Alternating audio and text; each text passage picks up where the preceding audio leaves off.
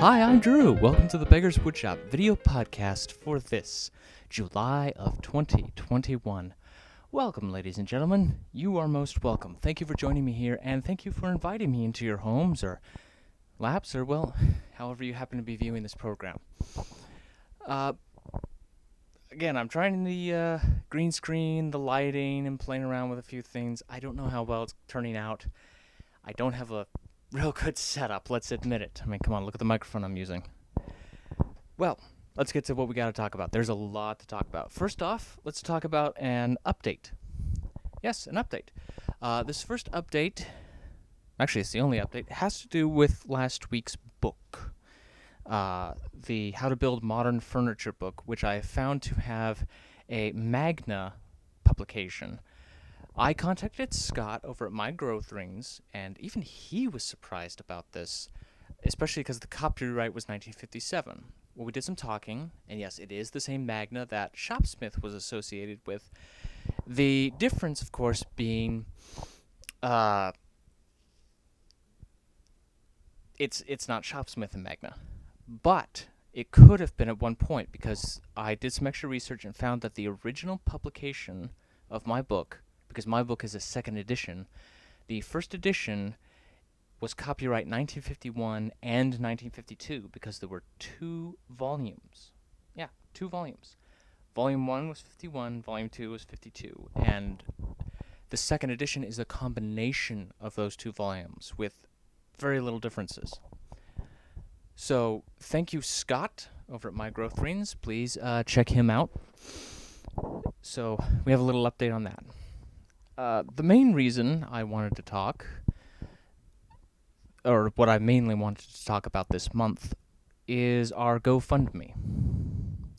And I looked at the funds. Zip.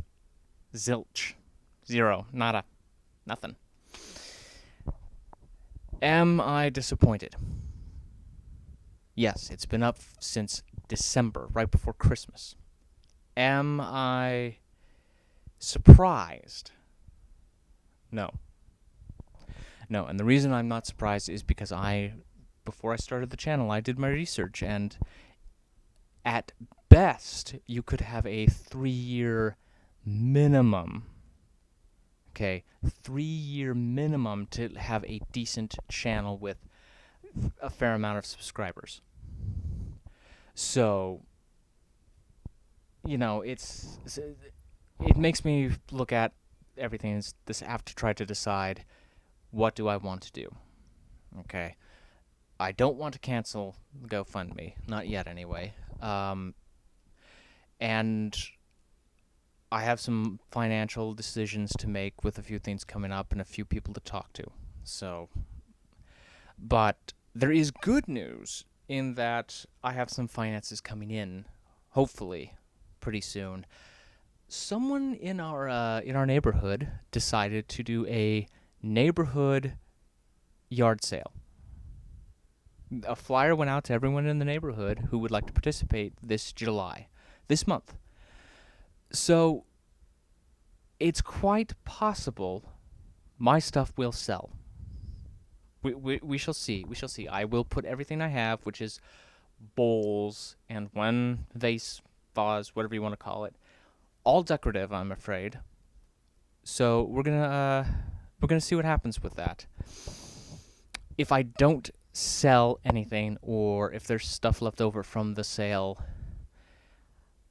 I'll have to resort to eBay, which I don't want to do, mostly because every time I try to put it up on eBay, nothing sells. That could be my fault. I'll be the first to admit it if it's my fault. So, yeah, I'm going to have to see what happens with that.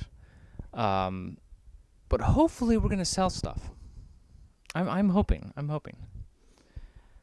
So, one step at a time.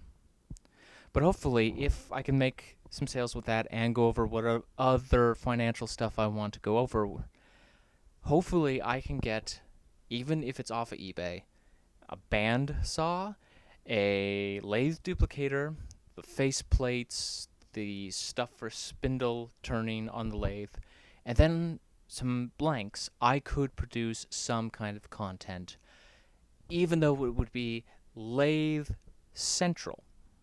I'm actually okay with that to start, because then I can have some money come in and then say, okay, let's keep going from there. And then, get the remaining parts to my jointer, because all I've got is a fence and the pieces that attach the fence to the jointer itself. Okay. And then upgrade our table saw setup from a Mark V or Mark V 500 to a 520. And really start to put more pieces together. Get the Power Pro. That's the biggest expense right there, is that Power Pro, because we're not going to find the DIY on the used market. And if we do find a Power Pro, it's going to already have a headstock, and I'd like to keep the original greenie. All right, that's a 1954 greenie. I want to keep that, as much of it as I can. All right, that just kind of will add to the nostalgia. I'm going to clean that thing up, remove a few rust spots in places, redo the paint so it comes somewhat close to the original. I don't know how close I'll get. I know Shopsmith does sell the paint, but I might do something, because it's all metal. I might do something that I know that when I spray it on, it will just stay the way it is. So we'll see. We'll see how that goes. And I also hope this green screen goes well. Yeah, it's. I've been playing around with the light and the exposure on the camera before I turned on the recordings. Cross your fingers, ladies and gentlemen. Let's see what happens. I don't even know what I'm putting back there. Am I gonna make it black? Am I gonna put my logo? Am I gonna put some random picture of me doing who knows what? I was tempted to put trains back there and watch trains go by, but I think that's a little too distracting. Okay. I love trains. Yes, I've been down by the railroad tracks a lot lately. But I don't know. We'll see. Yeah, we'll see. Okay. Wow, I'm actually surprised. Everything I wanted to talk about went by pretty quick. Mic, that's the other thing I need to try to get. A lav mic, which is what you see the news reporters wear on their lapels or ties, with a mic pack that's connected to a receiver, connected to a digital recording device. Right. That's the other thing I need to get, because I want to bring you good sound quality, and you don't want to have bad sound quality or I can barely hear you, Drew. We don't want anything like that.